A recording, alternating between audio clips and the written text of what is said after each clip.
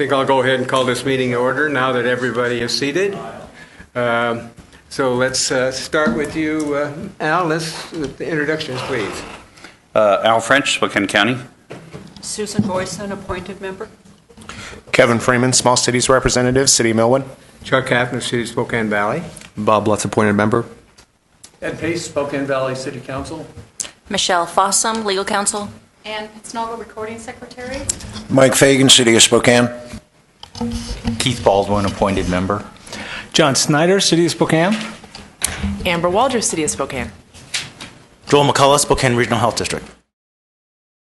Well, I was trying to figure out what I wanted to talk about today, but first I want to wish you all, I'm not going to say trick or treat, because I don't believe in trick-or-treating. I didn't do it since I was 13 and had to catch peanuts or pennies for UNICEF, and I don't do that anymore either. Pardon?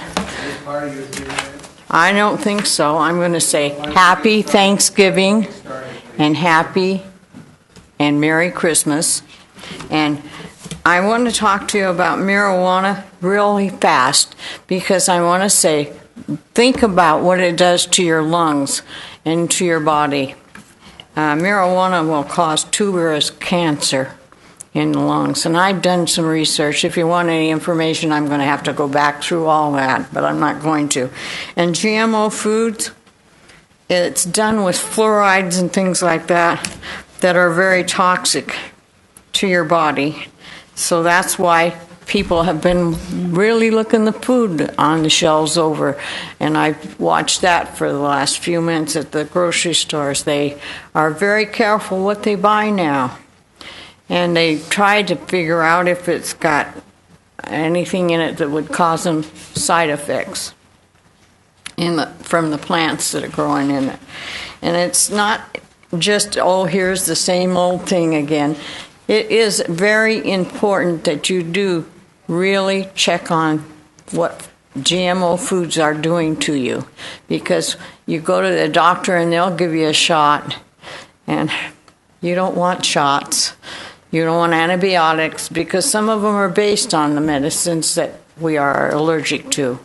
And I thank you very much for your time, and I enjoy seeing you all again, and hope that you're having a good fall this year with your holidays coming up.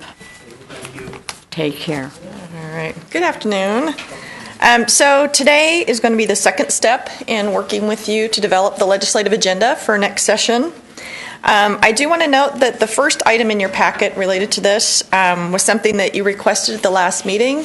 And that's what shows your legislative agenda from last session, and then shows how far each of the bills related to those got. Then the next page is the criteria that we use in developing your legislative agenda. I use the criteria to help bring forth the suggestions that come before you, and then it's part of your discussions is to use those criteria, as well as then use them for prioritizing amongst your legislative agenda items. And just a reminder that these really are just kind of some guidelines. It's not meant to be a checklist that something has to meet in order to be on the legislative agenda, but just kind of a balance of all those considerations is how we've been using those. So then the next item in here are some suggestions I'm bringing forth for you to consider. These are based on your legislative agenda from last year, from suggestions that were made at the last meeting, as well as the criteria we've used, in particular what our partners are going to be doing this next legislative session. So today, the idea is for you to discuss these suggestions, maybe make some other suggestions, suggest removing some items, maybe start your discussion about prioritization. Today, it's not going to make final decision making. It's really seeing, do you want to narrow this? Do you want to expand it? Take things off, add things on. And then I just want to point out the final couple documents or pages in your packet just kind of show the relevance of each of these items to public health, as well as kind of applies those criteria to show how they made it on this list of suggestions. So would you like to start under the policy issues, suggested issues? Suggested issues for consideration, yeah, if you want to have some discussion on those. And John? So I think this is a great list. It's not too long, which is probably good for a short session. And it's mostly items from last year, which is also good because this is probably not a session where a bunch of new items are going to have a lot of legs. If you introduce a new item, it's probably with an eye towards next year's or the following year, 2017. I have two comments on two of the things here, which I think is a good list. On traffic safety, distracted driving got pretty far last year, and I don't have any problem with kind of a general reference to it, but we only reference it as wireless communication devices. Okay. I think we need the phrase distracted driving in there because that's the title of the legislation. We're very fortunate in Spokane County to have the major proponent of that legislation here, which is Senator Mike Padden, and it'd be great for us to really support his efforts on that by making a specific reference to distracted driving. The other thing that I wanted to talk about, and I know we just have one county commissioner here, but I just want to ask Commissioner French about this, is I have heard that the county commission is looking at a legislative agenda priority having to do with mental health services and the RSNs. And even though those are outside the city and maybe some of the city's purvey, as cities, we deal directly with all the impacts of that not being dealt with adequately. And I'm wondering both on the health board perspective and also for our personal, our city legislative agenda, if there's some way we can support you on your efforts for that. I've heard you're asking for some very specific things that would make that better for counties. You're exactly right. We find ourselves constantly fighting to maintain the funding that's coming to the region for our RSN system as well as mental health, and we're continuing to do that as well as trying to eliminate some of the penalties associated with overuse of our mental health facilities and stuff. If you overpopulate Eastern the medical facility out at Medical Lake, you can actually be penalized and stuff. And so there's a whole litany of issues that we're going to be asking the state to try and help us get through this this next year or two. So, yeah, it is part of our agenda, and we would welcome the partnership. Well, how would we like to do this? If we need a list of those things we were looking at, Commissioner, and what we're looking at, and then we have a conversation regarding those, or how do you feel best to deal with that? I can have Christine Barada, who's the lead on this for us from a staff perspective, communicate that agenda to the health board and then see where the opportunities for overlap exist so that we can partner on that request. So I can have that. I can have her take care of that by tomorrow. I think that would be great. But even if we ended up kind of doing more kind of a general sentence under our mental health category, and yours was more specific, it would show some support there. Okay. Linda, do you feel that you could... I can follow up with Christine and help bring that stuff forward. Terrific. And there may be some language, some elements we borrow and include in our stuff. Well, just to follow up on that as well, I believe that Better Health Together, which is a part of EHF, is working on the Accountable Communities of Health process. And I know that the county and the city and others are involved there too.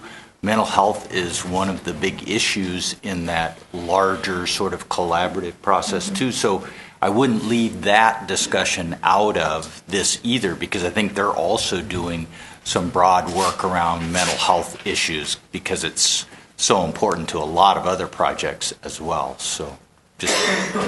Any other questions for Linda? Linda, do you have anything else you'd like to add to this list or to take away from this list? No, I think part of the question is how comfortable the board is feeling with this list. Whether they feel, like, as John said, it's somewhat narrow, and yet there's quite a few items on there. So just wanted any feedback on whether you think it needs to be narrowed any further or anything else you guys want to add to it. I'm wondering if we don't need to have a little more emphasis on the vaping or electronic cigarettes. It's sort of collected in there with the tobacco piece, and I'm not so sure that isn't sort of something that's really taking the front edge of the whole tobacco inhalation sort of set of issues. And I don't know, I guess I'd like to see it be a little more prominent So somehow. possibly separate out the vaping from tobacco, or just leave it as vaping? Or maybe have them combined, but then have a subset of sort of more specific issues related to the two different things, or even related to other things like, marijuana, other inhaled products. Okay. As a More group. and more information coming forth relative to electronic cigarettes and what's doing and what's not doing. Yeah. Well, Dr. McCullough wrote something, The health advisory? sort of a health advisory around the e-cigarettes, which I think the health district is working on that more specifically as well. So anyway, I just don't want it to get lost. Okay. I certainly can see that what I big can do to issue. kind of pull that out as the message. The reason, and we can separate them out, the reason I left vaping devices and tobacco together is that the main piece of legislation that was first out last year and is going to be pushed again this year does contain elements of both. The major provisions are around vaping devices, but it also does include some tobacco work. So I'll see what I can do to just pull out the... Would you like that information on December the 3rd when we come back? So more information for us? How do you want to disseminate that, do you think, Keith? No, I think it's more about, if I'm understanding Keith right, just the language of your priority. Yeah, is just to make the statement stronger about the focus on vaping devices. Okay, anything else for Linda? Well, good job, Okay, Linda. thank you you. very much.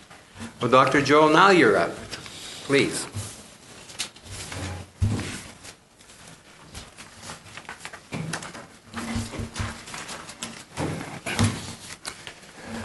So I have to apologize that my slides were eaten by the computer apparently, and me and Audrey are still trying to figure out what happened. So I'll have to give my presentation verbally instead of showing slides.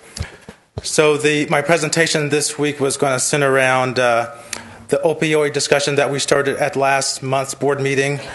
So there were some questions about some local data, specifically healthcare, and I volunteered to offer you what's going on at the national level, the state level, and locally in terms of the opioid epidemic.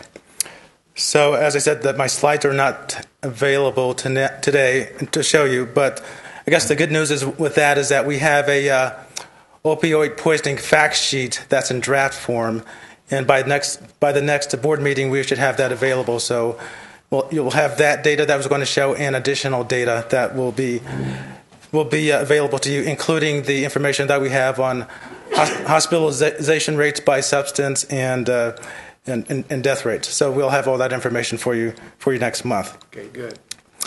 So in terms of policy efforts that are going on at the national level, I mean, this has been a hot topic at the national level. Certainly the White House Office of Drug Control Policy and the Department of Health and Human Services have been working diligently on this effort. And there are a few data points I'd like to throw out from the national level before I start talking about their efforts. In 2012, there were about 259 million prescriptions for opioid pain medicines in this country. And in terms of the heroin epidemic, 3 out of 4 people who are users of heroin started using initially because of the use of prescription pain medications. So that's kind of where most people start using heroin. And also at the federal level, they're showing that the overdose rates have kind of leveled off over the last several years, which is a good thing. But the bad thing is that there's been a dramatic rise in heroin overdoses, and that's doubled between the years of 2011 and 2013. So some recent activities that are going on at the federal level include some recent announcements this past month, I'm sorry. So what's happened is that the Department of Health and Human Services is requiring all of their healthcare providers, physicians, nurse practitioners, all within the federal system, to undergo training on appropriate prescribing of opioids. So that includes the VA system, Department of Defense system, Indian Health Service, etc. So all their providers will be required to undergo training on opioid prescribing. And they're also looking at improving access for those who are already addicted. So improving access for methadone, for example, that's also going, they're giving grants out to states to increase that capacity. And they're also looking at barriers to determine why people are not accessing the treatment. The Drug Enforcement Agency will continue their drug take-back efforts, the twice-a-year efforts that they sponsored, that will continue. The CDC will be more vigorously monitoring the opioid epidemic, tracking prescriptions and adverse health effects. And federal government also sponsoring some work with the private sector as well. So recently they've enrolled about 40 different healthcare provider groups, and that provider group committed to training over 500,000 healthcare providers on opioid prescribing again. So this is different than the federal employees. These are private healthcare providers. And they're doubling the number of providers who will be prescribing alternatives to methadone for treatment. Doubling the number of providers who will be providing naloxone, which is a drug that can reverse opioid overdoses. And they're also increasing the awareness for about 40 million healthcare providers to let them know what the public health impact of prescribing opioids is. So at the state level, obviously this Department of Health monitors the drug overdoses and health effects. That's an ongoing issue. About 3 years ago, they started a program called the Prescription Drug Monitoring Program. So this is an electronic program that allows healthcare providers to monitor their patients to determine if they're getting opioids from other sources. So that's been out there for about 3 years. There's a group called the Agency Medical Directors Group at the state level, and these are physicians who are in charge of several state agencies, and they developed guidelines for prescribing opioids so that providers know what the best practice is for prescribing opioids. In addition, in Washington State, there were rules adopted, I think about 3 years ago, that tells doctors how they must prescribe for chronic pain. So before there was no limits on how much opioids people could prescribe for non-cancerous chronic pain. So now there are limits placed on that prescribing practice. And another recent effort is the Washington State response to opioid epidemic. So there's a draft plan that I have here, and it's too involved to read to you what's going on.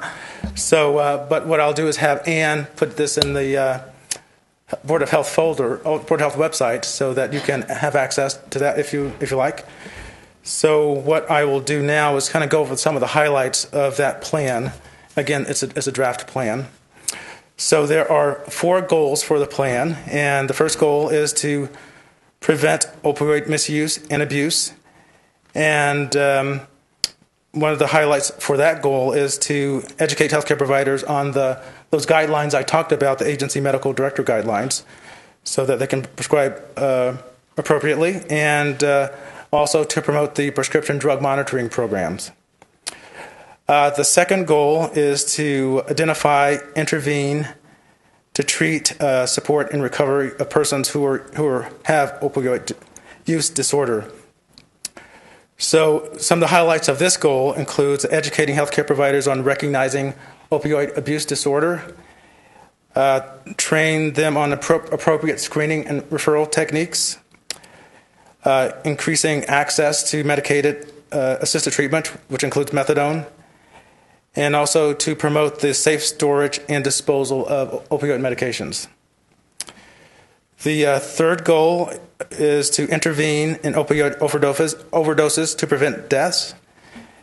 Some highlights of that goal is to increase the availability of naloxone, again, the medication that reverses the opioid overdoses, and to provide overdose training to providers and to the general public. And the fourth goal is to use data to detect opioid misuse and abuse, and to monitor the morbidity and mortality so that we can target interventions. And highlights of that goal include optimizing the use of the prescription monitoring system to detect patterns of patient abuse and provider prescribing patterns to develop some interventions. And it's also to increase the number of surveillance so that we can figure out what's going on with use additional surveillance methods to better characterize the opioid epidemic. And finally, at the local level, there have been several efforts. I'm just going to give you some highlights. There have been the Spokane Opioid Task Force, which was developed when Keith was in the Medical Society. And one of the highlights of that effort was to develop pain management guidelines that are consistent throughout the community. We also have here in Spokane the Providence Consistent Care Program, which tries to address pain-seeking behaviors in the emergency rooms and to refer those individuals appropriately to primary care providers. We are seeing the providers in the community voluntarily getting trained on opioid prescribing. And obviously here in the health district we have the opioid treatment program that provides services, and those numbers are increasing as been previously reported. And again, another effort that I mentioned earlier is that we're going to be producing a fact sheet on opioid poisoning that's happening in this community. Any questions of Dr. Joel? Yes. There are these guidelines for prescribing opioids. Are there similar guidelines for cannabis, for prescribing cannabis? Not from this group, and in terms of the prescribing guidelines for opioid, I'm just kind of thinking generally what I know about in general. There's much more in the way of prescribing guidelines, not only here but also nationally as it relates to opioids, given that epidemic. And so I'm just kind of I'm not aware of any guidelines for prescribing of cannabis. Any other questions for Dr. Joel? Okay, well, Thank you you very much, Doctor. Let's go to item number 7, the consent agenda. Could I have a motion, please, to accept the consent agenda as shown, the meeting minutes of September 24, 2015, and the vouchers September 1 through 30, 2015? Move to approve. Do I have a second? Second. Any discussion regarding? Hearing none, all those signify by aye. Aye. Those against? Hearing none, it's passed. At this time, we will then move into an executive session. So, Michelle, That's my cue, yes. That's your cue. So this will be for labor and negotiation guidance pursuant to RCW 4230-140, subparagraph 4. And I understand it'll be about 15 minutes. And I think we're going to stay here and have everyone else leave. And I would like to have Torney and Barb and Michelle please stay for the executive session. So the rest of you, you'll need to leave for a period of 15 minutes, please. Okay. All right. And with that, we close the executive session and we'll go back into open session. Thank you very much.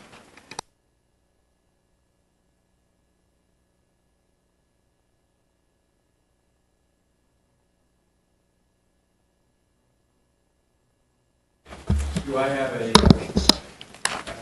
would someone like to make that motion, please? So moved. Second. Any discussion, please? Just a question. What is meant by attractive equipment? Anybody? Yeah, I can answer that. What we used to do is we used to have our capital equipment that we buy over a certain amount, like over $20,000, and of course we have to keep track of those and depreciate those down. But we also had such things that were called small equipment, is what it was originally called. It was like computers, it was desks, it was chairs, it was all these various things. The auditors came around about 10 years ago, and they changed that where you don't have to tag every chair, every desk, every podium, because if it's gone, you'll know it's gone. But we still wanted to keep track of some of the small and attractive stuff. In the past, it was such things as Palm Pilots, the cell phones, we still tag computers, and so any of the little electronic devices that are attractive to be stolen out of a vehicle or taken out of your office and you may not realize that it's gone is the creative name that we came up with. I just never heard it before. Never.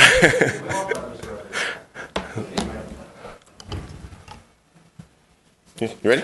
Okay, I'm just here today to present Resolution 1505, the adoption of the 2016 budget. And what we're asking for is expenditure authority of $24,553,516. And that stays right in that range of the $20 million to $25 million that we've been for the last 12 years. So it's just constant sort of where we've been heading. One thing I did want to talk about is sort of our process. I know I brought it up before, but this really is an ongoing budgeting process all through the year. And so we, early on in the spring, supervisors start working on their next year's budget to present to their division directors. The division directors look over those budgets to then turn into myself in finance, and we roll those together. And then each division director presents to Dr. Joel Antorni, who then goes through every line item by line item, backup sheet by backup sheet item that's out there that goes through there. In addition to that, we have our Board of Health Budget and Finance Committee, and I want to thank them for all the hard work they do, because we met several times this year with some good conversation about budgeting and about finance items. And they are, the chairperson is Commissioner O'Quinn. It also includes Council Member Hafner, Mayor Freeman, Council Member Pace, and Board Member Baldwin. And I do appreciate all the work and the time that you guys put out to come and look over the budget as we went through the year. And in addition, when I mailed out the budget last week, there was also a couple questions that came across, including from Board Member Boyson, that sent in some questions and was able to get those answered back to her. And so I asked her this time for hopefully to pass the 2016 budget. I would move to approve the budget. Second. Shelley? So It's already been on there. We've already done that. No, I just wanted to comment that the Finance Committee has spent a lot of time on this budget, and there was a very detailed budget that was sent out to you. Thank you for those of you who reviewed it and asked questions. But the Finance Committee is recommending that the board pass the budget as presented. Any other? Okay, all those in favor signify by aye. Aye. Those against? Thank you very much. Thank you. Thank you, Mike. Okay, let's go to item B, resolution number 15-06. Do I have a motion for that particular resolution, please? So moved. Do I have a second? Second? Mike. Okay. Any discussion, please? All those in favor signify by aye. Aye. Those against? Thank you, passes. Okay, we're down to board member check-in. So let's start with you, Commissioner Al. Got nothing. Susan? Nothing. Kevin? By the way, Kevin wants to explain to you why he wants to give you all $47.